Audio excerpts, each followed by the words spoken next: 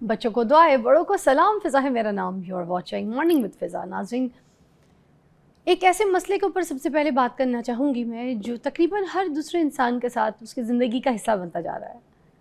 Online harassment. देखिए, social media ने जहाँ हमारी ज़िंदगी को बहुत आसान किया है और राइट, दुनिया से जुड़ा है मैं कहती हूँ, मगर वहीं एक ख़तरनाक चीज़ जो है वो बहुत ज़्यादा बढ़ गई है। ट्रोलिंग, ऑनलाइन बुलिंग, ब्लैकमेलिंग या फिर अब्यूज़िव मैसेजेस जिसमें गंदी गंदी गालियाँ दी जाती हैं या फिर कमेंट्स में जाके गंदी गालियाँ दी जाती हैं और ये फेक आईडीज़ बनाकर ज़्यादातर दी जाती हैं। आजकल सिर्फ सेलिब्रिटीज़ ही नहीं इसका शिकार हैं, बल्कि आम लड़कियाँ, आम बच्चे, हत्ता के घर बैठने वाली जो ख़वातीन हैं ना, वो भी ऑनलाइन हैरासमेंट का शिकार है। किसी की पिक्चर्स जो है वो मिसयूज़ की जाती है, गंदे तरीके से यूज़ किए जाते हैं।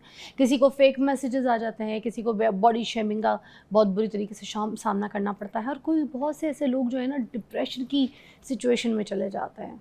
और सबसे ख़तरनाक बात क्या है कि लोग ये समझते हैं कि सिर्फ ऑनलाइन है तो इसका असर क्या ही पड़ जाएगा रियल लाइफ में, मगर हकीकत में जो ये ऑनलाइन है ना, ये हैरासमेंट ये आपको आपकी नेचुरल लाइफ में, रियल लाइफ में तोड़ देते हैं।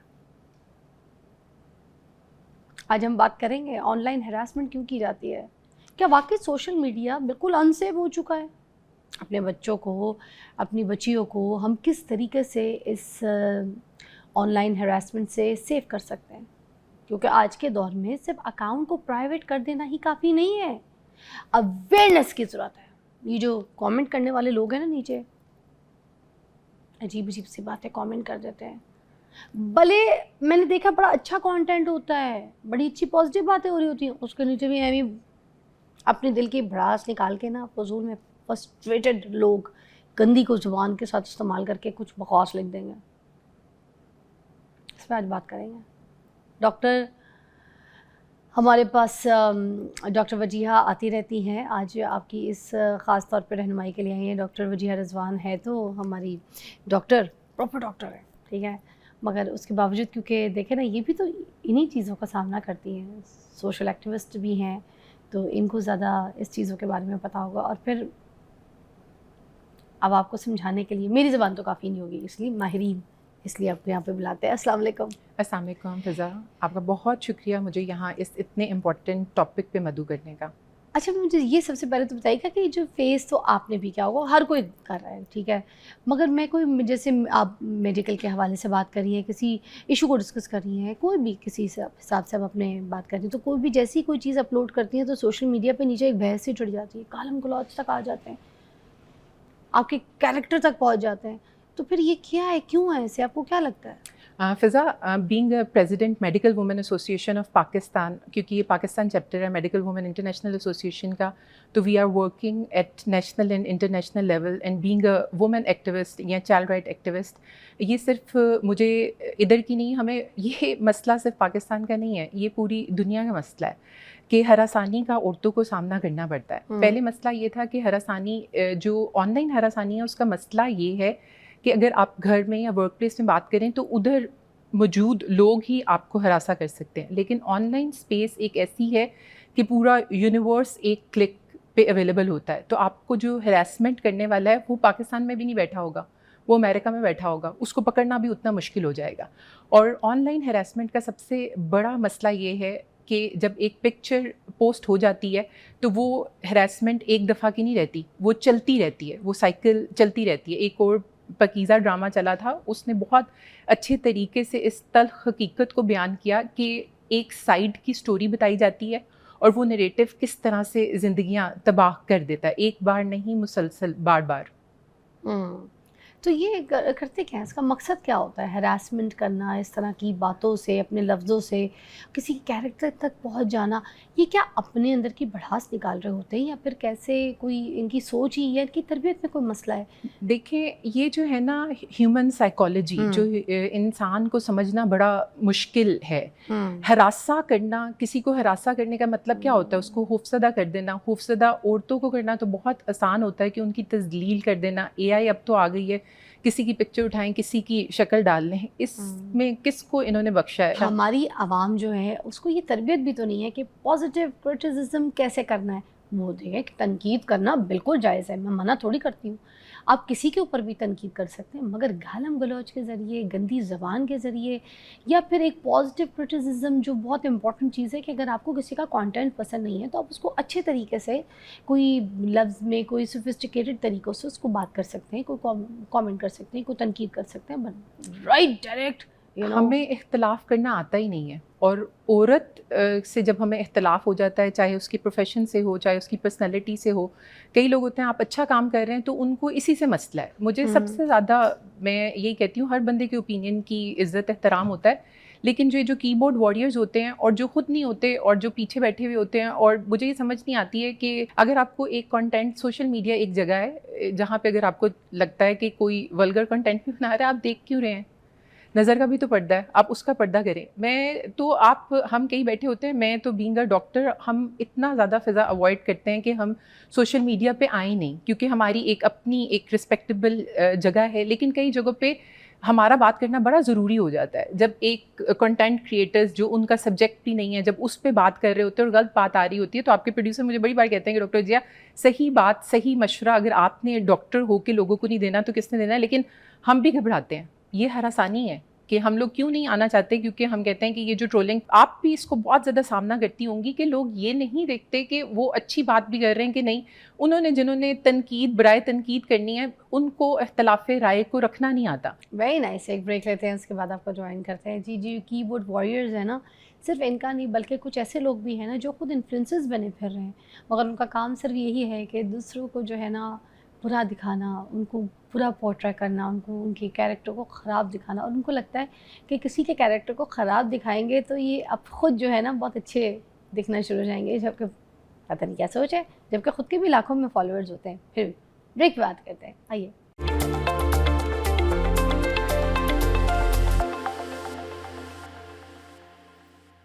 Welcome back. अच्छा, ये जो इन्फ्लुएंसर्स बने हुए हैं इसके ऊपर भी बात करते हैं, जिनका काम सिर्फ ये है कि लोगों को गंदा करना है, सिर्फ गंदा, हर किसी की ज़ातियात के ऊपर बात करना है, इसके ऊपर भी बात करते हैं।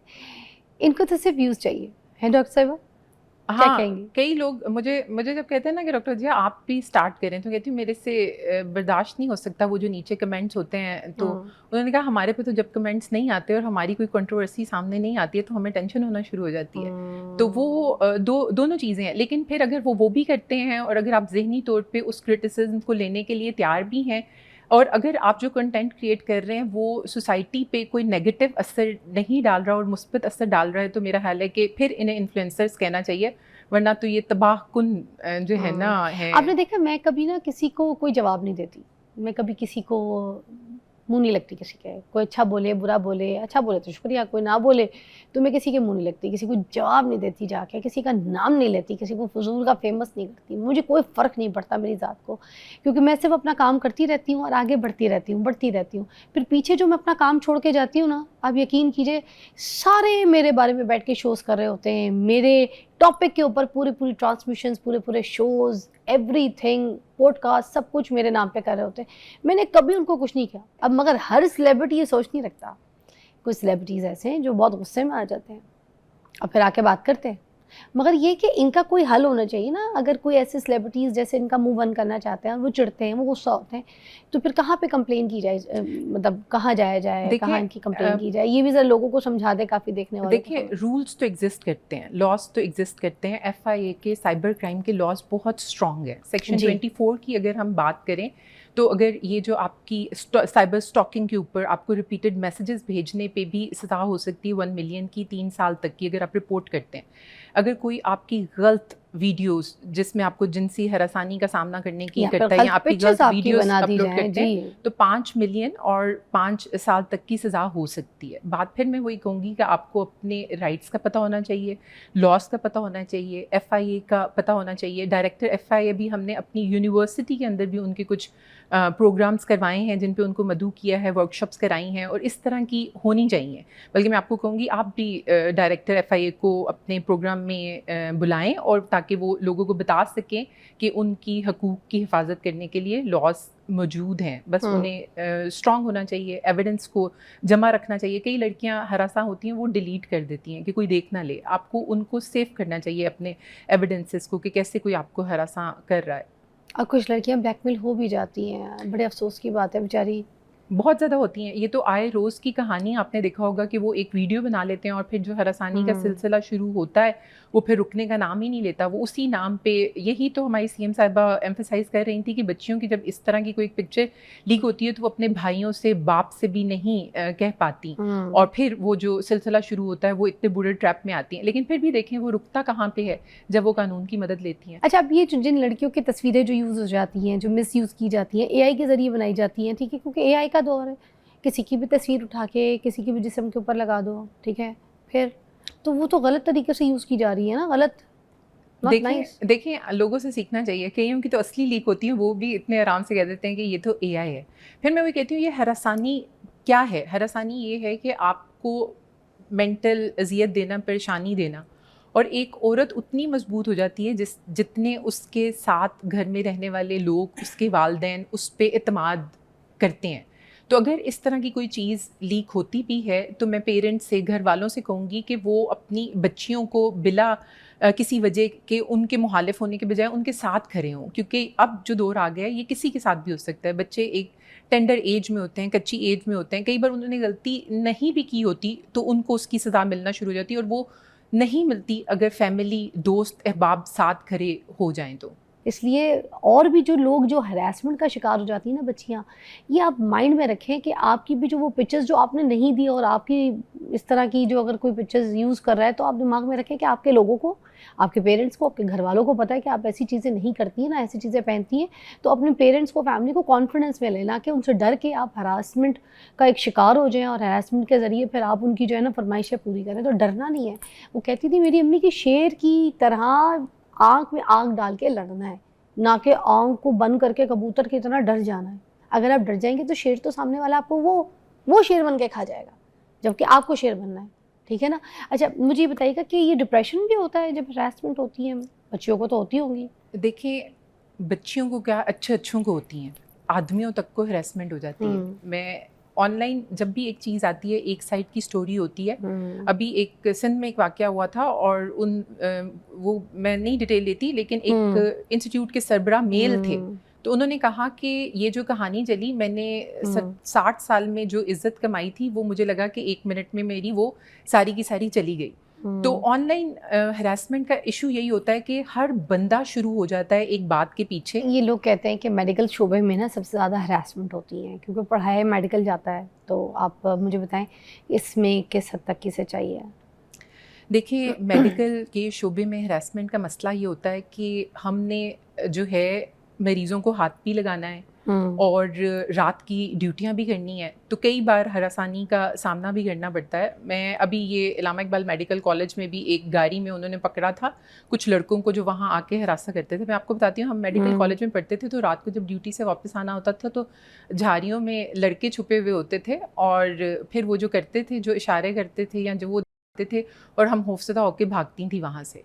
तो ये अब जब हम बड़े हुए और हमें इतना कॉन्फिडेंस आया, तब इस तरह का कोई वाक़या होता था तो चुप कर जाते थे कि किसी को बताएंगे तो गलत हमें ही समझा जाएगा। तो मैं सिर्फ अपने इर्द गिर्द ख़वातीन को और मर्दों को, स्पेशली मर्दों को कहना चाहूँगी कि अल्लाह ताला ने आपको हाकिम नहीं, अल्लाह ताला ने आपको मुहाफ़िज़ बना के भेजा है। सड़क पे निकलें, कहीं पे भी निकलें, ऑनलाइन भी निकलें, अगर किसी बच्ची के साथ ज़्यादती या उसको हरासा होते हुए देखते हैं तो उसके मुहाफ़िज़ बने। उसको, एक आदमी अगर गलत कमेंट करता है तो 100 आदमी उसको शटअप कॉल दें, उसको बताएं कि तुम गलत कर रहे हो। अपनी इर्द गिर्द नज़र रखें। अब मैं जब भी देखती हूँ, अपनी इंस्टीट्यूट में भी जाती हूँ, कोई आदमी मुझे झाड़ियों में इस तरह नज़र आया होता है, मैं उसको रोकती हूँ। और मैंने अच्छे अच्छे आदमियों को अपने डर से भागते हुए देखा है। तो एक औरत जब खड़ी होती है, स्ट्रॉन्ग औरत खड़ी होती है, तो वो सबके लिए खड़ी होती है। तो जब हम स्ट्रॉन्ग हो जाएँ तो हमें अपने से कमज़ोर लोगों को तहफ़्फ़ुज़ देने के लिए आवाज़ भी उठानी चाहिए, आगे भी आना चाहिए।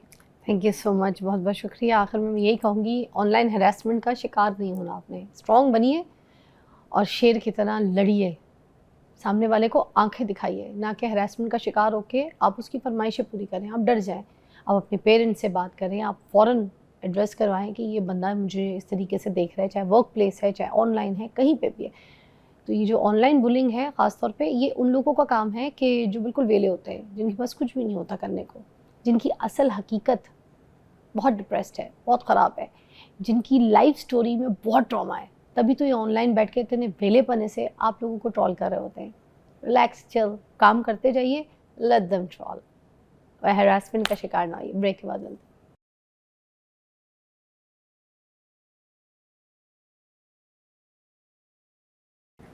वेलकम बैक नाज़रीन। ईद तो ख़त्म हो गई है, मगर जो हमने ईद पे गोश्त खाया है ना, वो अभी तक हज़म नहीं हो रहा, वो चल रहा है, फ्रिज में भी चल रहा है और आपके पेट में भी चल रहा है। और अभी भी कुछ सब्ज़ी भी बनानी है ना, तो वो फ़ौरन फ्रिज से गोश्त निकालते हैं, क्योंकि हमें पता है हमारे पास इतना सारा फ्रिज में गोश्त पड़ा हुआ है। और आते भी जा रहे हैं, है ना, लोग आते हैं तो गोश्त लेकर आ जाते हैं। अभी भी दूसरे, तीसरे, चौथे दिन, पाँचवें दिन, ये पूरा हफ्ता हमारे पास कोई मिलने जुलने भी आएगा ना, तो आपका गोश्त रखा था वो लेकर आए, ये चलता है। दूर दराज से भी आएंगे तो गोश्त लेकर आएंगे। अच्छा खैर, अब इस गोश्त को हज़म कैसे करना है और इस गोश्त को ख़त्म कैसे करना है जो फ्रिज में, फिर इस गोश्त को खाने की वजह से जो मसले क्रिएट हो जाते हैं ना, मैदे ख़राब हो जाते हैं, डायरिया हो जाता है, कॉन्स्टिपेशन, पेट फूल जाता है, यूरिक एसिड बहुत ज़्यादा बढ़ जाता है, ऐसे बहुत सारे मसाइल, इनको भी कैसे ख़त्म करना है, इस पे बात करने के लिए हमारे पास आज ज़बरदस्त हिकमत से जो है ना नॉलेज उनके पास है, हकीम मुज़म्मिल आरिफ साहब, उनको हमने आज मदऊ किया है। वो हमें बताएंगे कि किस तरीके से हम इस गोश्त को हज़म करें। अस्सलाम वालेकुम। वालेकुम अस्सलाम व रहमतुल्लाह। कैसे हैं आप? खैरियत से हैं? शुक्र अल्हम्दुलिल्लाह। बस ईद तो बहुत अच्छी गुजर गई, मगर ईद के बाद जो मामलात हैं वो मैं चाहती हूँ हम सबके लिए ज़रा आप आसान कर दें। अब ये जो खाया पिया है गोश्त, ये एक बार निकलेगा तो सही आके, एक बार बताता भी है गोश्त खाने के बाद बंदे को कि मैं तुमने मुझे खाया, तो वो अब बता रहे हैं लोगों को, ठीक है ना। तो मुझे बताइए कि कुछ लोगों को ब्लोटिंग के इश्यूज़ हो रहे हैं, कुछ लोगों को मैदे के इश्यूज़ हो रहे हैं। सबसे पहले हम आपके साथ शुरू करेंगे, जो पेट फूल गया है, लोगों को पेट हर वक्त सूजा सूजा रहता है, फूला फूला रहता है, और इसी की वजह से डाइजेस्टिव भी हमारा सही हाजमे में खराबी आ जाती है। जी, क्या करें? देखें, हमारे जितने भी खुशी के त्यौहार होते हैं, ईद उल फितर हो, ईद उल अज़हा हो, या और भी बहुत सारे जो त्यौहार होते हैं, हमने ना उनको अपनी ग़िज़ाई दस्तरख़ान की बेहतरी के साथ सजाना होता है कि हम खाने में क्या क्या चीज़ें बेहतर इस्तेमाल कर रहे हैं, या हमारा मैदा कितने काबिल है कि हम खाना कितना अच्छा खा सकते हैं। मतलब हमारी हर खुशी जो है वो अच्छा खाना खाए बगैर अधूरी है। तो बड़ी ईद भी इसी तरह से ही है, इसमें हमने बहुत सारा कुछ खाना खाया। असल में मेरा ख़्याल है कि ईद उस वक़्त होती है जब आपका मैदा आपका साथ दे और आपका हाजमा बेहतर से बेहतरीन रहे, और आप जो खाना खाना चाह रहे हैं वो बेहतर तरीके के साथ खाया जाए, जो आपको बाद में ख़राबी पैदा ना करे। अच्छा, एक चीज़ अमूमी तौर पर होती है कि हम तवाज़न बहाल नहीं रखते हैं। मतलब जितनी हमें ज़रूरत है, हम ज़रूरत से ज़ायद खाने के मुतलाशी होते हैं, वो खाना चाह रहे होते हैं, और जितनी ज़रूरत अपनी पूरी हो जाने के बाद भी हमारी आंखें जो हैं वो भर नहीं रही होती। मगर हमें समझ नहीं आता ना, क्योंकि हमारी आंखें हमारे जिस्म से बाहर लगी हैं, हमारे जिस्म के अंदर नहीं। हमें समझ नहीं आता कि कितना कोई खा चुके हैं और कितनी को गुंजाइश रह गई है और कितना और खा सकते हैं। अब नीयत एक बहुत बुरी चीज़ है जी। अब वो जो हकीम साहब नीयत है ना, वो हमें बड़ी तकलीफ देती है, क्योंकि कभी कभी पेट भर जाता है, नीयत नहीं भरती। मोस्टली सबके साथ यही होता है। देखिए, मैंने पहले कहा कि खुशी हम खाने के साथ सेलिब्रेट करते हैं, तो खाना ज़रूरत के तहत होता है। ज़रूरत के तहत ये है कि जो खाना आपको एनर्जी दे, जो आपको ताकत दे, जो खाना आपको बोझलपन कर रहा है। ये मैं एक छोटी सी आसान सी निशानी कर देता हूँ। ऐसा खाना जिसके खाना खाने के 20 मिनट बाद आपको गुनूदगी आना शुरू हो जाए, तो समझे वो ज़बरदस्ती का खाना है। अच्छा, वो आपका खाना तलब का खाना नहीं है। वो आपका मैदा पहले से ही भरा हुआ था, ऊपर से आपने फिर खाने का बोझ उस पर डाल दिया, जिससे उसकी एनर्जी कमज़ोर हो गई। इससे फिर वो पूरे जिस्म का निज़ाम जो है वो डिस्टर्ब हो जाता है और सुस्ती गालिब आ जाती है। जैसे आप कौरमे, निहारी, कोई भी चीज़ ऐसे पेट भर के खा लें तो आपको बड़ी ऐसे सख्त नींद आना शुरू हो जाती है, जैसे नशे में। वाकई अगर आप भूख से खाएंगे, मतलब तलब है, भूख है और आपको एनर्जी की ज़रूरत है, तो आप तलब से अगर खाना खाएंगे ना, तो वो खाना खाने के बाद आप एक्टिव हो जाएंगे। अच्छा, वही खाना भले चाहे निहारी खा लें, जो भी होगी, मतलब जिस्म की ज़रूरत के तहत खाएंगे तो वो आपको एनर्जी देगा। अच्छा, अगर जिस्म पर बोझ डालेंगे वो आपको सुस्ती देगा। ये एक आम सी निशानी है कि अगर खाना खाने के बाद आपको गुनूदगी हो रही है तो समझे कि आपका मैदा तलब नहीं कर रहा है। लेकिन अगर आप देखें, खाना किस लिए खाया जाता है? एनर्जी लेने के लिए, जिस्म को एक्टिव करने के लिए, हरारत पहुंचाने के लिए। लेकिन हम क्या करते हैं, हम उस हरारत को इतना बढ़ा चुके हुए हैं, ना सिर्फ अपनी ईद में, ना सिर्फ अपनी छुट्टियों में, ना सिर्फ अपने वीकेंड में, ना सिर्फ अपनी दावतों में, हम खाना खाना खाना, जब भी सेलिब्रेशन होनी है खाना, तो वो खाना किस तरह से मैनेज करना है वो हम अपने मैदे का ख्याल रख के नहीं करते हैं। सेलिब्रेशन पे तो ना कहें, लोग फौतगी पे भी खाने के लिए लोग जाते हैं। अब तो उनको पता होता है वहाँ पे खाना है, दूर से निकलेंगे, खाना घर से खा के नहीं जाएंगे, फौतगी वाला घर है वहीं जाके खाना है, उनको पता है वहाँ पे खाना तो मिलना ही मिलना है। वो हमने बना दिया है, फौतगी का खाना नहीं होता है। ये हमारा काम है ना कि हमने बना दिया है। फौतगी में तो खाना नहीं है, फौतगी तो एक दूसरे के साथ इजहार है जो हम कर सकते हैं, लेकिन वहां पर भी खाना, मतलब खाने के लिए जिंदा रहना नहीं है, जिंदा रहने के लिए खाना चाहिए। हाँ, और मैं ये कहना चाह रही हूँ, जो हकीम साहब कह रहे हैं, मैं ये कहना चाह रही हूँ कि मरने के बाद भी खाना है। मतलब कोई मर गया तो उसके बाद भी खाना ही चल रहा है, जीने के लिए भी खाना, मरने के बाद के लिए भी खाना। ब्रेक लीजिए, उफ क्या खाना।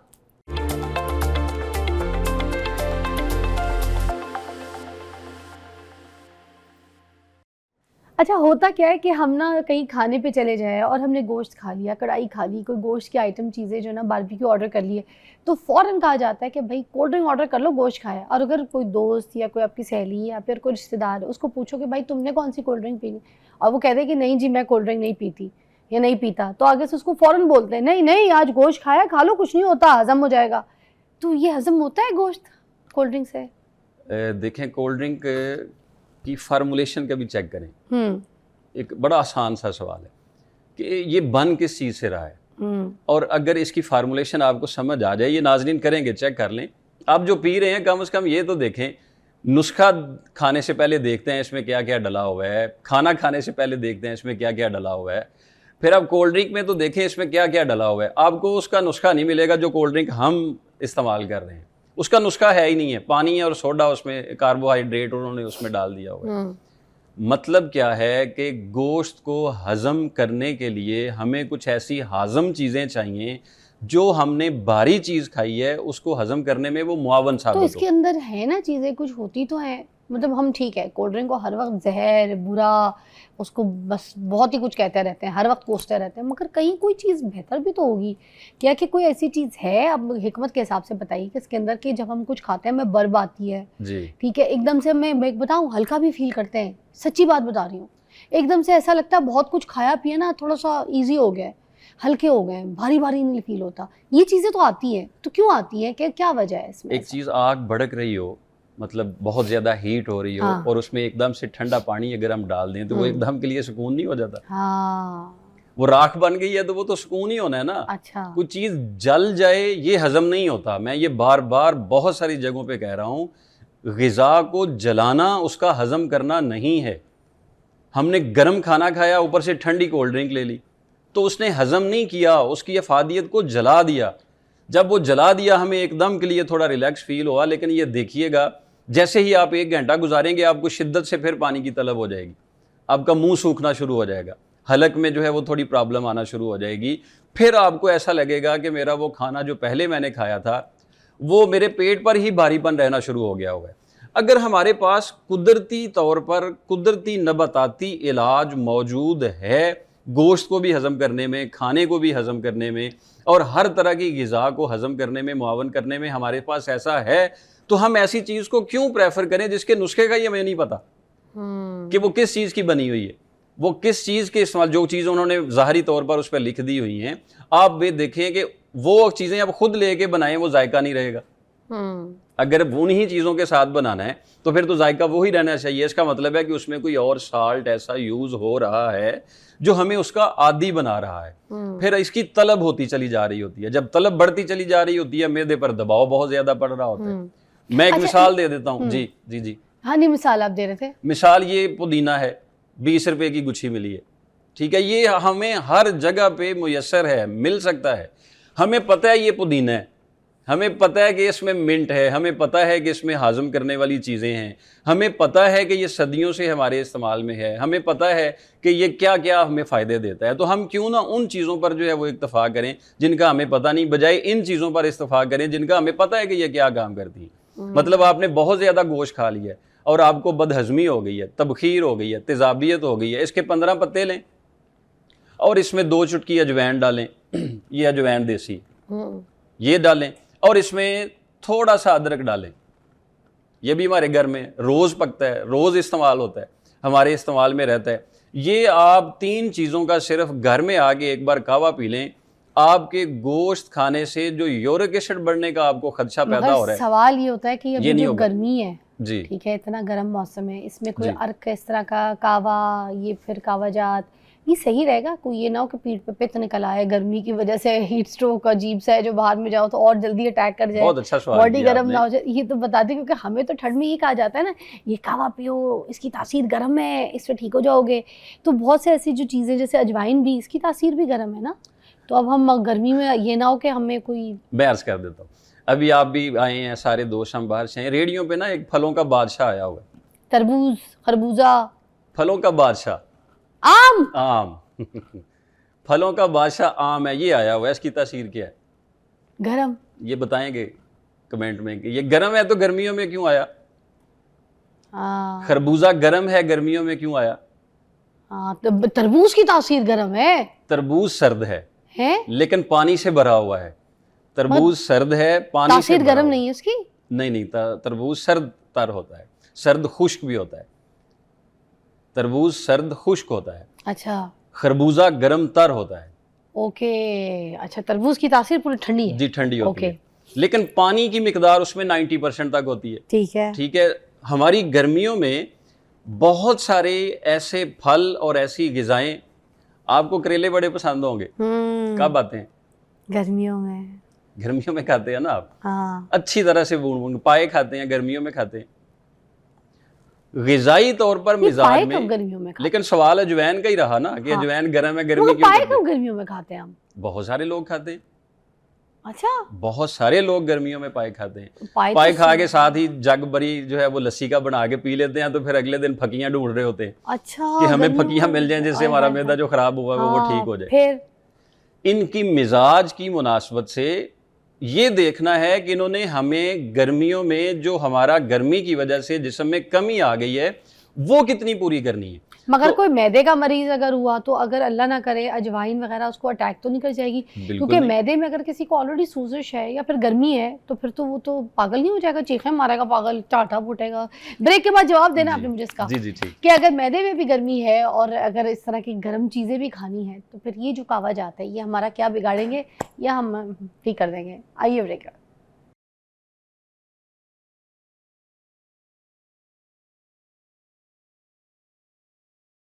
Welcome back. क्योंकि देखिए अब इस रील को देख के ना सब बहस करेंगे, सारे बहस कर रहे होंगे, क्योंकि देखिए जो पढ़ी लिखी आवाम है उसको तो थोड़ी सी समझ होगी, मगर कुछ पढ़ी लिखी आवाम भी, क्योंकि जाहिर सी बात है हिफाजत के बारे में किसी को नहीं पता, ये हिकमत में एक इल्म है और लोगों को जिनके हाथ में शिफा है उनको पता होता है किस चीज़ की क्या तासीर है, किसको किस वक्त देनी है। अब हमारे माशरे में क्या होता है, अगर हमने किसी को कोई दवा बता दी, कोई नुस्खा बता दिया, तो सबसे पहले वो यही सोचेंगे तो कावाजात, गर्मी में कौन कावा पीता है, इसकी तो तासीर इतनी गर्म होती है, अजवाइन इतनी गर्म तासीर वाली अजवाइन हम कैसे? तो अब मुझे बताइए, ये सवाल अब बहस छिड़ जाएगी। कावा पी सकते हैं फिर हम, ये अजवाइन भी, अजवाइन का कावा, मैदा ख़राब हुआ, किसी के मैदे में गर्मी हुई तो आइसक्रीम की तासीर क्या होती है? ठंडी ठंडी होती है। बर्फ की तासीर क्या होती है? ठंडी। जायका ठंडा होता है, अच्छा, तासीर क्या होती है? तासीर गर्म होती है। बर्फ़ की भी? जी, और गर्म तासीर होती है बर्फ की। अच्छा, क्यों बर्फ वाला पानी पी के हमें बार बार जो है वो प्यास की शिद्दत होती है? क्यों? क्योंकि ये अंदर खुश्की पैदा कर देती है। अच्छा, ज्यादा ठंडा पानी जिस्म में खुश्की पैदा कर देता है जिससे हमारी प्यास नहीं बुझती है। गर्मियों के अंदर हर वो चीज़ फ़ायदा देगी जो आपकी जिस्म की एनर्जी को बहाल करेगी। करेले गर्म हैं लेकिन तहरीक भी देते हैं, पट्ठों को मजबूत भी करते हैं, इसलिए गर्मियों में है। खरबूजा जिस्म की पानी की कमी को भी पूरा करता है और जिस्म के हाजमे में भी मुआवन होता है। गुर्दों ने चूँकि गर्मियों में बहुत ज़्यादा काम करना होता है, पसीना बहुत ज़्यादा निकल आता है, पानी हम अगर कम भी पीते हैं उन्होंने अपना काम करना होता है। अल्लाह तबारक व तआला ने हम पर यह एहसान फरमाया, जो गर्मियों के मुतल्लिका हमारी चीज़ें थी और गर्मियों में जो हमें कम हो जानी थी हमारी जिसामत के लिहाज से, वो फल दे दिए, वो सब्जियाँ दे दी। सर्दियों में आप अनार खाते हैं, वो तो ठंडे होते हैं, फिर तो क्यों खाते हैं? उसमें तासीर क्यों नहीं पूछते कि ये ठंडा अनार हम क्यों खा रहे हैं? ग़िज़ाओं में तासीर नहीं देखते हैं। ये जो अद्वियाती तौर पर हैं नुस्खा जात, अब ये अकेली अजवैन नहीं है कि मैं ये कह दूं कि अजवैन के फक्के मारना शुरू कर दें। अब इनकी एक मिकदार खुराक होती है, मतलब किसी की मिकदार खुराक 1 माशा है, किसी की 2 माशा है। आप चमचे भर के खा लेंगे तो वो तो सही मौसम के अलावा भी खाएंगे तो वो नुकसान देगी। आप इसमें पुदीना जिसकी तासीर ठंडी है उसको मिक्स करके दे रहे हैं। अब इसको पुदीना भी ठंडा नहीं होता है जी। अच्छा, ये मैं आपको स्क्रीनशॉट दे दूंगा, भले साथ चला दीजिएगा। आप पे यकीन है, आप हमारा स्क्रीनशॉट है क्या हो गया? मतलब स्क्रीनशॉट इसलिए दे रहा हूँ कि वो जो अतिब्बाए कराम ने तहकीक के बाद इनके ऊपर जो चीज़ें लिखी हुई हैं वो चीज़ें फिर सामने आनी चाहिए, वो देखनी चाहिए।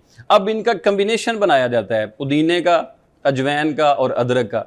ठीक है, अदरक जिस्म में फुजले जमा नहीं होने देता, खून को जमने नहीं देता, खून को पतला रखने में मुआवन साबित होता है। मतलब जिस्म में जो बादी बढ़ चुकी होती है, जिस्म में जो रतूबतें बहुत ज़्यादा बढ़ चुकी होती हैं, ये उसको साफ़ करने में मुआवन साबित होता है। हर खाने में तो हम अदरक डालते हैं और कूट कूट के डालते हैं। कभी खाना गर्म नहीं हुआ।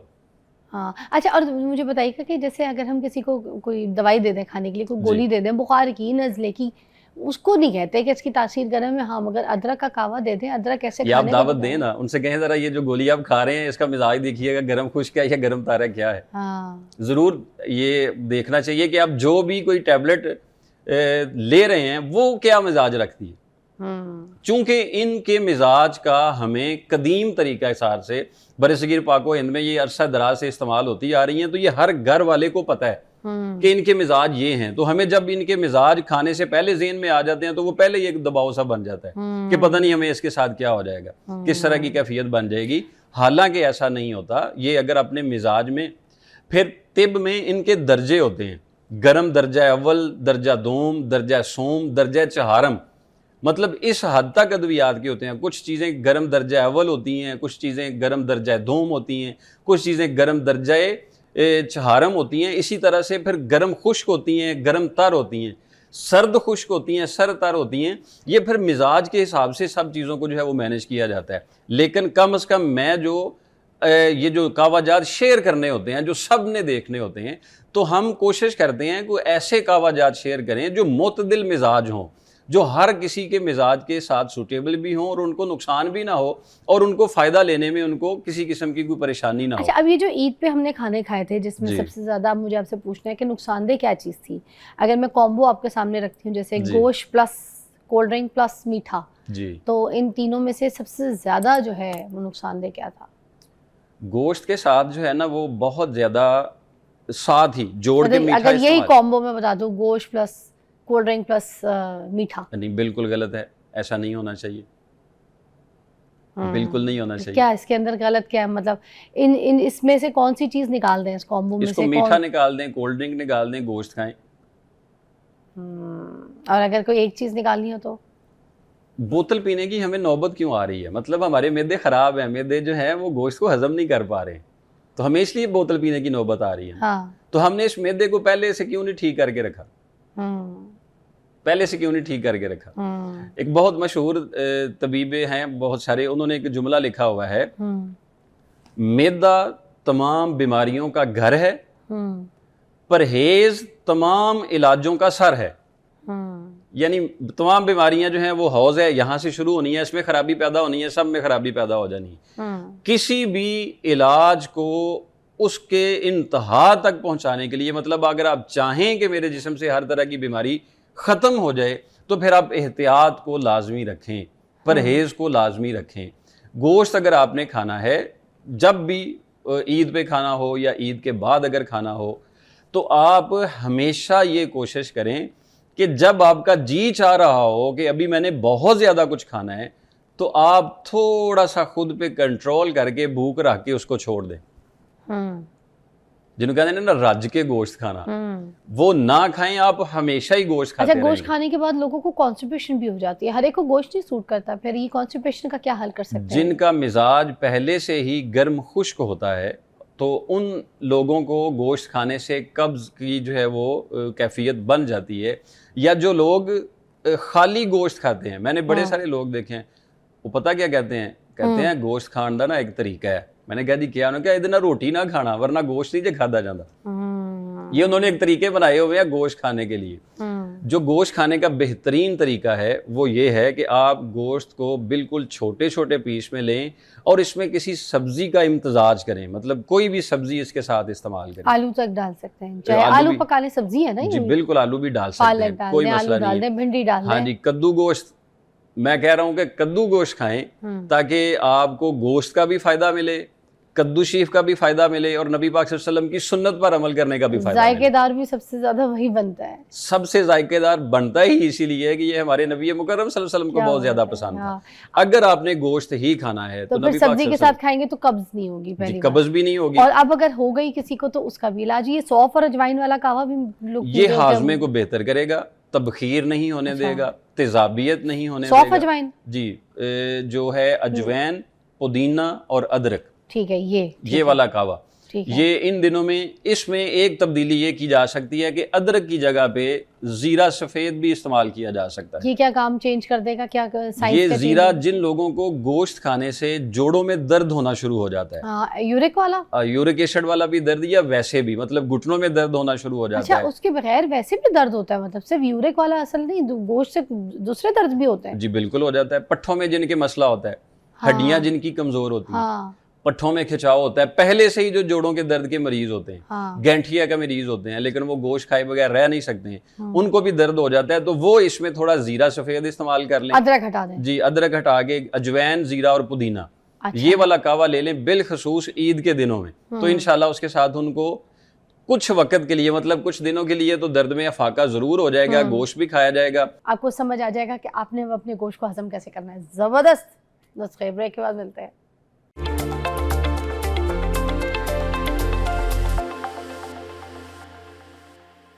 अच्छा, मुझे बताइए कि जो एसिडिटी होती है, जलन होती है जी। सीने में, सोया नहीं जाता, बोला नहीं जाता, बार बार जलन वाले बर्ब्स आना, सही सही। वो मसाले जात की वजह से होता है या फिर गोश्त की वजह से होता है? मैं एक छोटी सी मिसाल दे के अर्ज कर देता हूँ।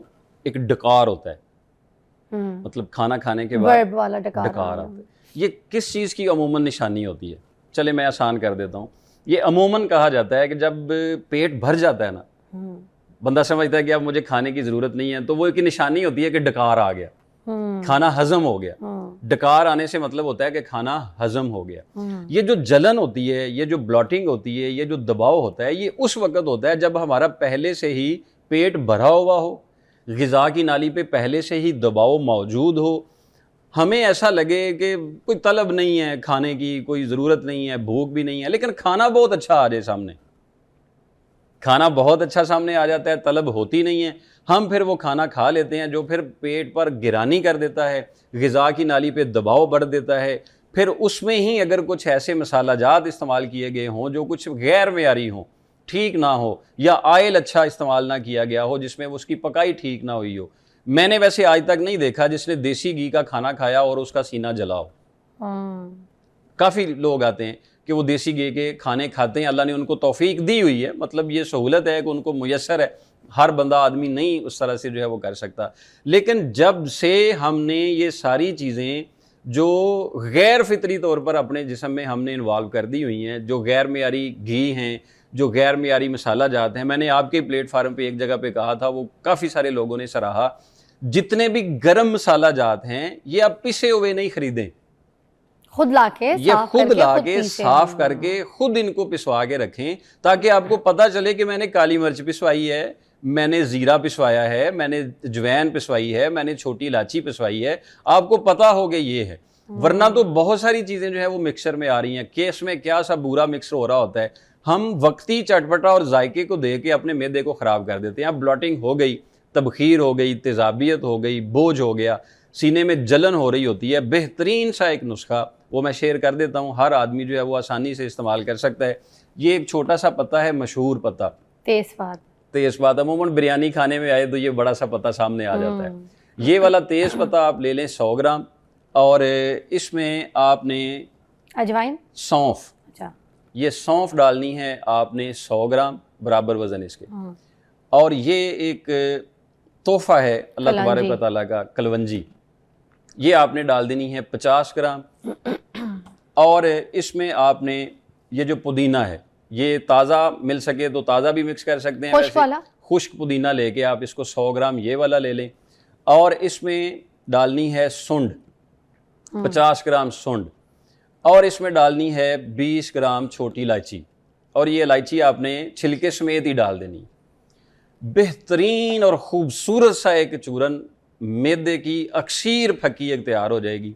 जिन लोगों को ब्लड प्रेशर का मसला नहीं है वो इसमें हल्का सा नमक डाल के इसका जायका बेहतर कर सकते हैं। काला नमक डाल के इसका जायका बेहतर कर सकते हैं, वरना ये इसके बगैर भी एक बेहतरीन सा चूरन अच्छा सा बन जाएगा। जब भी खाना खाएं, खाना खाने के आधा घंटा बाद इसका छोटा आधा चम्मच ये वाला पानी के साथ इस्तेमाल कर लें। इंशाल्लाह एक बार ही खुल के डकार आ जाएगा। जो गिरानी बनी हुई है, दबाव बना हुआ है, वो इसके साथ ठीक हो जाएगा। इस नुस्खे का एक फ़ायदा और भी है, और बहुत अच्छा फ़ायदा है, कि ये जो गले में अक्सर ख़राबी होती है, जिन लोगों को केरा सा बना होता है, छोटी छोटी बलगम चिपकी हुई होती है, वो भी इसके साथ अल्लाह के फजल से बेहतर होना शुरू हो जाती है। वाह माशाल्लाह, ये तो ज़बरदस्त बता दिया। अच्छा, अब मुझे ये भी बता दीजिएगा, जो कोलेस्ट्रॉल बढ़ जाता है, इसके ऊपर भी मैं ज़रूर बात करना चाहूँगी कि गोश्त की वजह से कोलेस्ट्रॉल बढ़ता है, उसमें ये जो चर्बी होती है, चर्बीजात चीज़ें ज़ाहिर सी बातें साथ पक जाती हैं, तो उसकी वजह से कोलेस्ट्रॉल बढ़ता है। ये सिर्फ सादा गोश्त उसकी वजह से, और मटन और बीफ अगर दोनों में मिकदार देखी जाए, उसमें कितना कितना कोलेस्ट्रॉल होता है, किस में ज़्यादा होता है, कौन सा अगर कोलेस्ट्रॉल पेशेंट है तो ना ही खाए? देखिए, हमारा ना जो सेहत के जो शोबाजात हैं, फिल वक्त तो एक कन्फ्यूजन बढ़ चुकी हुई है। पहले थी कि अच्छा कोलेस्ट्रॉल, फिर बुरा कोलेस्ट्रॉल, फिर अब शुगर या प्री डायबिटिक, इस तरह के सारे मामलात आहिस्ता आहिस्ता आहिस्ता हर बीमारी के साथ कोई ना कोई कन्फ्यूजन बढ़ती चली जा रही होती है। असल में एक चीज़ समझना बहुत ज़्यादा ज़रूरी है, ग़िज़ा खाई जाती है एनर्जी के लिए। अगर ग़िज़ा एनर्जी नहीं दे रही और उसके फुजले बन रहे हैं, उस फुजले में ही एक कोलेस्ट्रॉल है जो ज़रूरत से ज़ायद बन रहा है जिस्म के अंदर। तो हमने ऐसी चीज़ों का इस्तेमाल करना है जो ज़ायद चीज़ों को हल करने में हमें मुआवन साबित हो। वो हमारे घर में कुछ चीज़ें आसानी से पड़ी हुई हैं। ये देसी अजवैन, ये एक ऐसा नुस्खा है, हमारी जो बहनें बेटियाँ कोशिश कर रही हैं कि उनका पेट कम हो जाए, वज़न कम हो जाए, जो पेट की शेप है वो बेहतर हो जाए, और जो मोटापा बढ़ चुका है वो ठीक हो जाए, जो कोलेस्ट्रॉल लेवल है वो ठीक हो जाए, या जो हाजमे के मसाइल हो रहे हैं वो ठीक हो जाए। अक्सर ख़वातीन को प्रेगनेंसी के बाद भी कब्ज़ के मसाइल होना शुरू हो जाते हैं, हाजमे के मसाइल होना शुरू हो जाते हैं। ये उसके लिए एक बेहतरीन, हार्मोनल इश्यूज़ के लिए भी अच्छी जी है बिल्कुल, उनके लिए बड़ा बेहतरीन एक नुस्खा है। वो आप ये अजवैन देसी आराम से आसानी से मिलने वाली चीज़ है, ये आप ले लें 50 ग्राम, और इसके साथ आपने इसमें डालना है काला ज़ीरा। अमूमन ज़ीरा सफ़ेद डाला जाता है, ये काला ज़ीरा, ये काला ज़ीरा आपने ये डालना है। ये इसमें डालना है 50 ग्राम, और इसमें ये मेथी दाना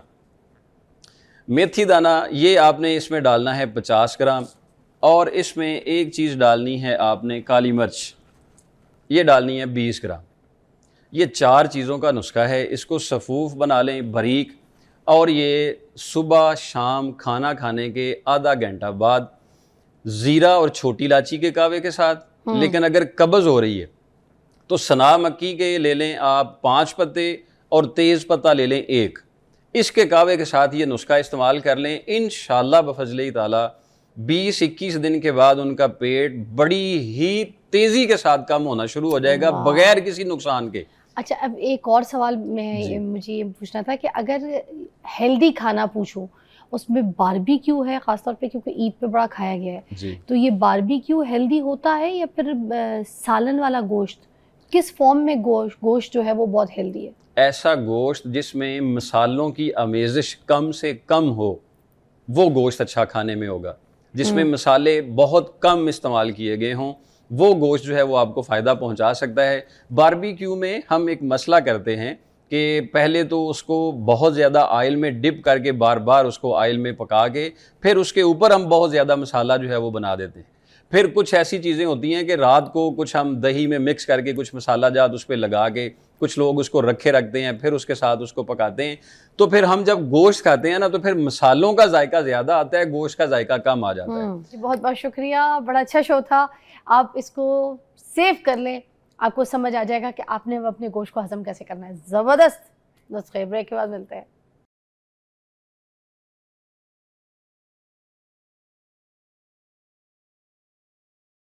welcome back, you watching morning with Fiza. नाज़रीन, अभी बात करते हैं हम एक इमेज के हिसाब से कि हम अपने इमेज को किस तरह से पॉलिश कर सकते हैं, किस तरह से बेहतर बना सकते हैं। कुछ लोगों ने आपने देखा होगा कि बन सवर के रहते हैं, हर वक्त तैयार रहते हैं, फिर उस वक्त उन पे वो जो पर्सनैलिटी है ना, ऑरा जो उनका है ना, ऑरा वो अच्छा लगता है, वो तैयार हुआ हुआ हर वक्त अच्छी ड्रेसिंग के साथ, ड्रेसिंग भी ऐसी जो उनके ऊपर सूट कर रही हो, ऐसी नहीं कि बस आपने ज़बरदस्ती कुछ पहन लिया और आप पे अच्छे लग रहे हैं या नहीं लग रहे, आप सोफिस्टिकेटेड भी हो, एलिगेंट भी हो, क्लासी भी लगे और ऑल दैट।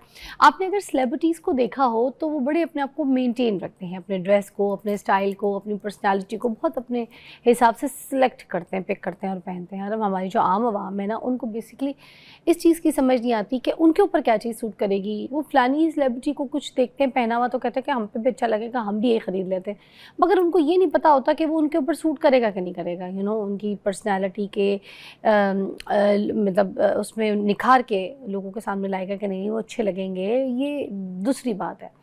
अच्छा, तो अब जो प्रोफेशनल आपका करियर होता है, ठीक है, उस करियर में आप किस तरीके से ग्रो कर सकते हैं, अपने इमेज को अच्छी तरीके से बिल्ड कर सकते हैं, आपकी अच्छी ड्रेसिंग, अपने स्टाइलिंग, अपने अच्छे कैरी करने को, अपने पूरे लुक को। तो आज इस पे बात करते हैं हम। मौजूद है हमारे साथ नूरुलैन, उन्होंने हमें वीडियो लिंक पे ज्वाइन किया है। इनसे बात करते हैं, इनसे पूछते हैं। अस्सलाम वालेकुम, कैसी है नूरुलैन? मैं बिल्कुल ठीक, आप कैसी हैं? परफेक्टली फाइन, शुक्र अल्हम्दुलिल्लाह। मुझे बताइएगा कि किस तरीके से आम आदमी को ये समझ आएगा कि भाई मैं जो हूँ ये पहनने लगा हूँ या लगी हूँ, मेरी पर्सनैलिटी में क्या ये पहनकर निखार आ जाएगा? जिसको हम किसी और को पहन के देख रहे हैं कि उसके ऊपर अच्छा लग रहा है, तो क्या वो हम पे भी अच्छा लगेगा? ये फाइनल है? ओके, ये बहुत अच्छा क्वेश्चन है आपका। यूजुअली जब हम इमेज कंसल्टिंग करते हैं, हमारे पास जब लोग हमें अप्रोच करते हैं, तो एक मिसकंसेप्शन होता है कि आपके अगर किसी दोस्त पे जो चीज़ सूट कर रही है या जो आपके फेवरेट सेलिब्रिटी पे जो चीज़ सूट कर रही है, ज़रूरी नहीं है कि वो आप पर भी सूट करे। आपकी अपनी स्किन अंडरटोन होती है। सबसे पहले तो लोगों को अपनी अंडरटोन का ही नहीं आइडिया। अगर एक पर्सन का वाइट कॉम्प्लेक्शन है तो दूसरे पर्सन की अंडरटोन डिफरेंट होगी। जरूरी नहीं है कि वो कलर आप पर भी सूट करे, या जो आपकी बॉडी टाइप है उसके अकॉर्डिंगली वो चीज आप पर सूट करे। तो ये इसके लिए ना आपको बहुत जरूरी है जानना कि आपकी पर्सनैलिटी क्या है, आपकी बॉडी लैंग्वेज क्या है। दूसरा, आप किस कल्चर में आपकी नर्चरिंग हुई है, वो भी बहुत मैटर करता है। अब अगर मैं थ्रू आउट मेरी लाइफ एक ऐसे एरिया में रही है जहां पर सिर्फ मैंने कहने के शलवार कमीज पहना है या सिर्फ जीन्स पहना है, अब मैंने अगर किसी को देखा कि अच्छा इसको ये बहुत सूट कर रहा है जीन्स और टी शर्ट, मैं भी ये पहन लेती हूँ, हो सकता है मेरी बॉडी से उसको कैरी ना करे, या शेड जो मैंने पहना है मेरी अंडरटोन से मैच नहीं करता, तो वो उस तरह से मेरी पर्सनैलिटी बाहर ना निकल कर आए।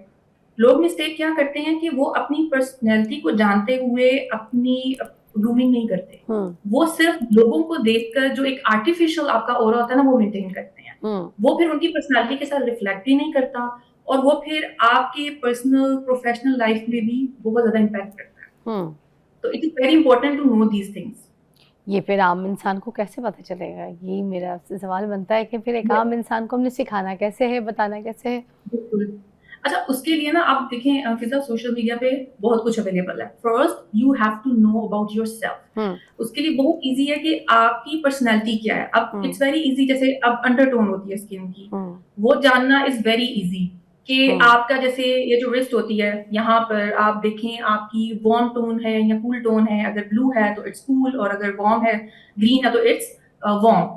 उसके हिसाब से अब नेट पे अगर आप दो कि मेरी कूल वार्म टोन है तो ये मुझे क्या सूट करेगा। और आजकल तो चैट जीपीटी पे इतना इजी है, डिफरेंट टूल्स हैं, आप अपनी पिक्चर ही दो और उसको बोलो कि ये मेरी फेस एक्सप्रेशंस है, मेरी ये बॉडी है, तो मुझ पे क्या सूट करेगा। वो आपको पूरा पिक्टोरियल एक शेयर कर देता है, आपको एक बुक आपकी वो भी बन जाती है बस। लेकिन first you need to understand कि आपकी अंडरटोन क्या है, ऑल्सो आपका प्रोफेशन क्या है। अगर आप हाउस वाइफ हैं तो आपने ज़ाहिर है उसके अकॉर्डिंगली अपने आप को ड्रेसअप करना है। अगर आपने बाहर डिनर पे जाना है या फैमिली गैदरिंग्स में जाना है, उसके लिए आपकी डिफरेंट एक होगी, आपने अपने को डिफरेंट तरीके से आपने प्रेजेंट करना है।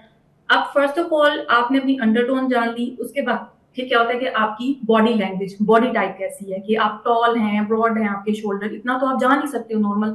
अपने आप को शीशे में खड़े होकर देखो। आप अगर ये नेट पे भी अपनी पिक्चर दो और अपने मेजरमेंट्स शेयर करो, तो वो आपको बता देता है कि this is your body type. और इसके अकॉर्डिंगली आपको ऐसे जो नेक लाइंस हैं, आपको शोल्डर की जो फिटिंग्स हैं, वो सूट देगी।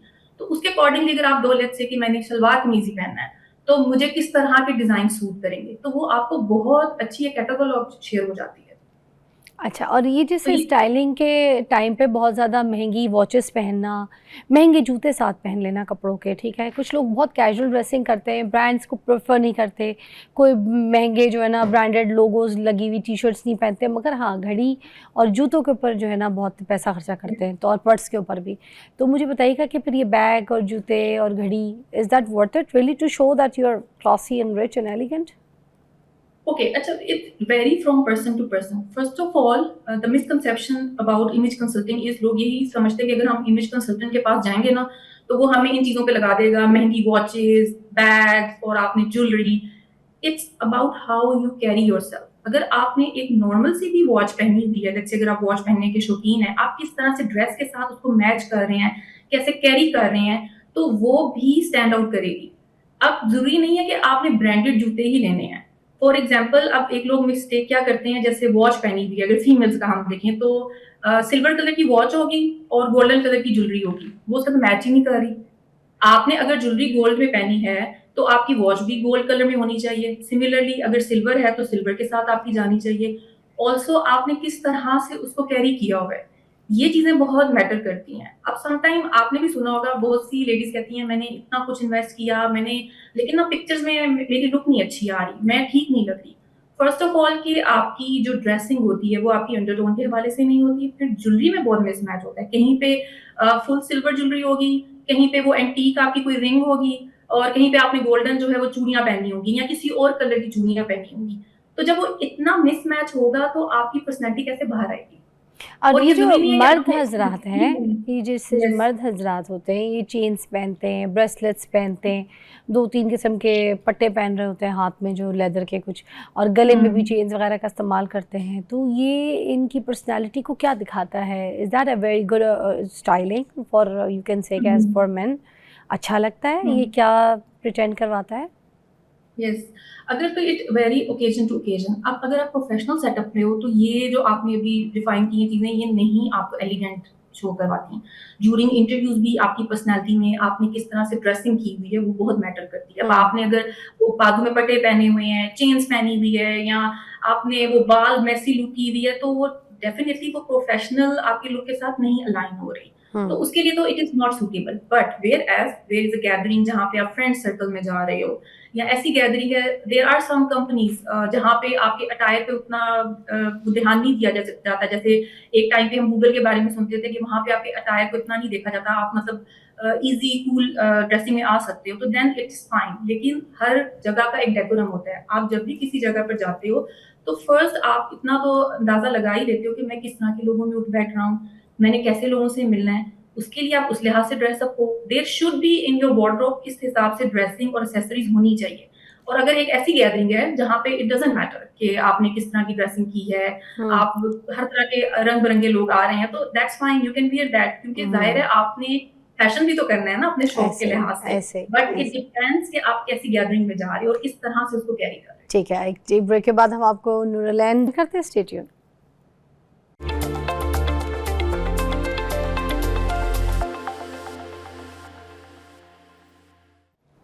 Welcome back. अच्छा जी, अंगूठियाँ, उंगलियों में ये औरतें तो अंगूठियाँ पहनती हैं, मगर मर्द जो स्टोन्स 2-2, 3-3 किस्म के बड़े बड़े स्टोन्स पहनते हैं, छल्ले पहनते हैं, बहुत सारी रिंग्स पहनते हैं। कुछ लोग तो बहुत ज़्यादा हाथ में भर लेते हैं, बस जहाँ से जो रिंग मिल जाए। कोई ढांचे वाली रिंग पहन लेगा, मुंह ढांचे का बना होता है, कोई चील वाली रिंग पहनेगा, बहुत सारी रिंग्स पहनते हैं कुछ। तो ये सही है? मर्दों के लिए अच्छा लगता है? It's a good styling? अच्छा, अभी अगर आप एज पर देखो ना रिसर्च, तो ये इतना सूटेबल नहीं लगता। देखें, अब ऐसे ही है ना, एक पर्सन लेट्स से कि मैं आपसे कहती हूँ आपने इनके साथ काम करना है, आपने आपने इनको रिपोर्ट करना है, या लेट्स से कि ये आपके मतलब आपने इनके अंडर काम करना है। अब उनकी लुक ऐसे है कि ऐसे उन्होंने रिंग्स पहनी हुई हैं, एक ऐसा अटायर है, तो क्या आप उनको सीरियस लेंगे? नहीं। पर्सनल लाइफ में भी अगर आप ऐसे बंदे को देखें, कोई बंदा, एक बंदा आ रहा है जो प्रॉपर ड्रेसअप है सोबर वे में, और एक पर्सन है, आदमी है जिसने इस तरह से अपने आप को ड्रेसअप किया हुआ है, तो डेफिनेटली आप उन दोनों में से उस पर्सन को चूज करेंगे कम्युनिकेशन के लिए जिसकी प्रॉपर ड्रेसिंग है, क्योंकि वो एक आपको सीरियसनेस शो होगी। आपका जो अटायर होता है ना, आपकी जो लुक है, वो आपकी पर्सनैलिटी के बारे में बहुत कुछ बताता है कि even if this person is able to take decision in their personal life as well, how he this person will handle the situation. तो ये आपकी पर्सनैलिटी को शो कराता है। अब आपने अगर ऐसे वो अंगूठियां पहनी हुई हैं, बड़े बड़े पत्थर वो पहने हुए हैं, और आपने अतरंगी सी चीजें पहनी हुई हैं, तो वो एक आपकी सीरियसनेस को शो नहीं करता। अगर आपको बहुत शौक है तो ठीक है, दोस्तों में जाएं, you can wear for the time being, लेकिन इसको अपनी पर्सनैलिटी का लॉन्ग टाइम हिस्सा ना बनाएं। आपको फैशन करने का दिल चाहता है, दैट्स फाइन। कुछ लोग होते हैं वो कहते हैं नहीं मिस मैं तो नहीं रह सकता, मैं तो इस रिंग के बगैर रह ही नहीं सकता, मिस मैं तो इस अटायर के बगैर तो रह ही नहीं सकता। तो ठीक है, अच्छा, there are कुछ some मर्द occasions खट्टे you can कलर wear। के कपड़े बहुत पहनते हैं, कुछ मर्दों को बड़ा शौक होता है ऑरेंज Yes. कलर के खट्टे, ठीक है, गोला गंडा के रंगों के जो है ना कपड़े, बिल्कुल शर्टें, फिर चिपकी हुई पैंटें, तंग चूड़ीदार पैजामा पहन पहन के, जीन्स से भी, तो कुछ इस तरह की ड्रेसिंग करते हैं। और रंगों का तो चुनाव ऐसे करते हैं जैसे लाल रंग उनके सुहाग के जोड़े से भी कीमती है, लाल शर्टें, लाल कुर्ते। तो ये मर्दों के लिए क्या सही है, पहनने चाहिए मर्दों को नहीं, ये ये कलर? बिल्कुल भी सूट नहीं करता, ये पीला, आपकी ऑरेंज, पर्सनैलिटी नियॉन जाता है। कलर्स। जापानीज एक कॉन्सेप्ट है यिन जैंग, जिसमें ये पर्सनालिटी और आपकी इसके बारे में बताया जाता है कि आपने कैसे खुद को बैलेंस करना है, जैसे फीमेल्स का होता है, जैसे ही मेन का होता है। तो दिस इज एक कॉन्सेप्ट है यिन जैंग। अगर आप उसको लेकर देखें ना, तो ये जो मेन में पर्सनालिटी है, जिसमें आप ये अतरंगे कपड़े कलरफुल से पहनते हो, ये बिल्कुल भी सूटेबल नहीं है, ये बिल्कुल भी उनकी पर्सनालिटी के लिए नहीं बने। अनफॉर्चुनेटली हम लोग ये चीजें बहुत ज्यादा फॉलो करते हैं कि मैंने तंग पजामे, तंग जीन्स पहननी है और कलरफुल सी शर्ट्स पहननी है, विदाउट नोइंग कि मुझ पर सूट करता है भी नहीं, मेरी पर्सनैलिटी के साथ ये जा भी रहा है कि नहीं। इस चीज को हम स्टडी नहीं करते, जस्ट शॉप पर गया, जो कलर पसंद किया या दोस्त का देखा वो पहन लिया। तो आपने इस कॉन्सेप्ट को समझना है कि हाउ, अगर आई एम अ मैन, तो एक वो जो मैस्कुलर आपकी जो डोमिनेंस है वो नजर आनी चाहिए, और वो फिर छुप जाती है, वो नहीं नजर आती। अच्छा, लड़कियों को बहुत अच्छा लगता है कि लड़के जो है ना अपना कफ आस्तीन का ऐसे ऊपर फोल्ड करके रखें, तो वो लड़के इस वजह से करते भी होते हैं कि लड़कियों को पसंद है। तो ये क्या सेंस दिखाता है, क्या स्टाइल दिखाता है, बताइएगा। अच्छा, ये जो है वेरी करता है सिचुएशन टू सिचुएशन। अब डेफिनेटली अगर आप कॉर्पोरेट प्रोफेशनल में आओ, उसमें तो इट इज नॉट सूटेबल। वैसे भी नॉर्मल में भी अगर आपने अपने एज अ मैन अपने कर्व ऊपर किए हुए हैं, तो इट शोज कि आप बिल्कुल एक वो क्या कहते हैं कि इजी टू गो पर्सनैलिटी है। अगर आप वैसे भी एक इमेजिन करें ना माइंड में, और एक बंदा जिसकी प्रॉपर कर्व से है, प्रॉपर जिसका टक कैप है, तो वो एक पर्सनैलिटी आपको लगता है कि वेरी सॉर्टेड पर्सनैलिटी है। और एक फॉर द टाइम बीइंग, जैसे आप कहते हो आपका कैजुअल वे होता है, जब हम नॉर्मल घर में बातचीत कर रहे होते हैं या एक इजी गोइंग उसमें होते हैं, तो ये एक साइन होता है that now this person is good for the conversation, जो कि आपकी शायद पर्सनल लेवल पे होती है with friends, that is fine. लेकिन अब आप वो प्रोफेशनल गैदरिंग में और प्रोफेशनल डिनर्स पे भी इवन कन्वर्सेशंस अगर आपकी बहुत नॉर्मल हो रही हैं, तो it is not, you can से कि सूटेबल, आपको उस सिचुएशन के लिहाज से नहीं है। क्योंकि देखिए इधर कोई भी ना चीज गलत या सही नहीं है, it depends on the situation, on the culture जहाँ पे आप बैठे हुए हो, और आप किस तरह की गैदरिंग में, दैट डिपेंड्स अ लॉट। लेकिन ये जो आप कह रहे हैं ना, जो कलरफुल ड्रेसिंग होती है बहुत ज्यादा मेन की, वो तो किसी भी गैदरिंग में is not preferable. There are few things which are not preferable, तो वो नहीं है किसी भी सिचुएशन में। आपकी बात सही है, हर सिचुएशन के हिसाब से ड्रेसिंग और चीज़ें जो है ना वेरी करती हैं। आपने बहुत अच्छा एलैबोरेट किया, थैंक यू सो मच। अपना बड़ा ख्याल रखिएगा, और आप लोग भी अपना बहुत ख्याल रखें। शो का अख्ताम होता है यहाँ पे, आपसे मुलाकात करते हैं बहुत जल्द। Take care.